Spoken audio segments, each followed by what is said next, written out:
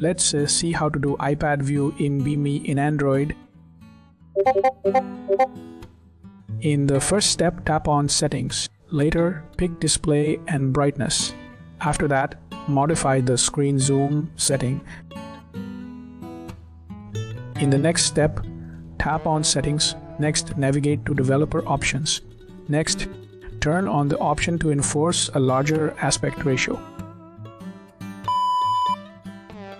In the next step, tap on Settings, then choose Graphics inside Bgmi settings, then pick the highest resolution available. In the next step, tap on Settings, then head over to Accessibility.